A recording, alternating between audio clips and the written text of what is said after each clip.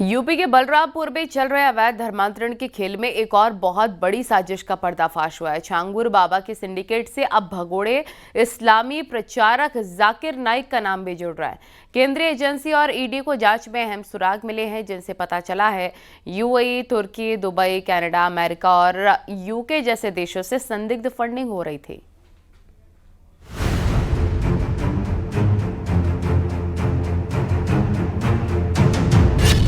छांगुर बाबा के अधर्म लोक का जाकिर नाइक कनेक्शन।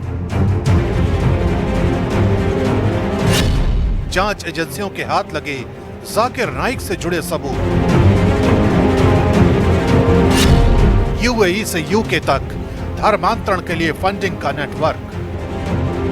यूपी के बलरामपुर से उठा धर्मांतरण का यह खेल अब देश के बाहर तक जा पहुंचा है। जांच में पता चला है कि धर्मांतरण से जुड़ी इस साजिश को अंजाम देने के लिए भारत नेपाल सीमा पर बसे जिलों को टारगेट किया जा रहा था।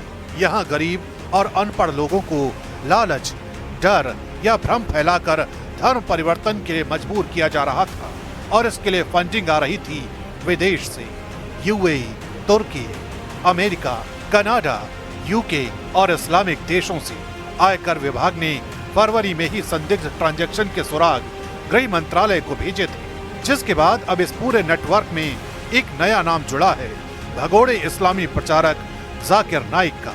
जांच में जो सुराग मिले हैं, उन्होंने अब धर्मांतरण सिंडिकेट का सिरा जाकिर नाइक से जोड़ दिया है। दुबई, मलेशिया और यूके से आए संदिग्ध फंडों की ट्रैकिंग में कुछ लेन देन ऐसे निकले हैं जिनका लिंक नाइक के इस्लामिक रिसर्च फाउंडेशन से हो रहा है।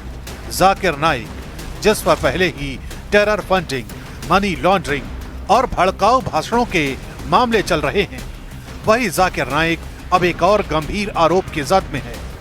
बलरामपुर से उठे इस केस ने ये साफ कर दिया है कि धर्मांतरण सिर्फ किसी एक बाबा की सनक नहीं, बल्कि इसके पीछे संगठित अंतर्राष्ट्रीय साजिश है। सिमी और पीएफआई जैसे कट्टरपंथी संगठन इस नेटवर्क को जमीन पर मदद पहुंचाते रहे और विदेश में बैठे चेहरे जैसे जाकिर नाइक इस विचारधारा को फंड और प्रचार करने में जुटे हैं। धर्म के नाम पर मजार, मस्जिद और मदरसों का जाल बिछाया जा रहा है, लेकिन असली मकसद है सोच बदलना, मजहबी कट्टरता फैलाना और देश के भीतर विभाजन पैदा करना।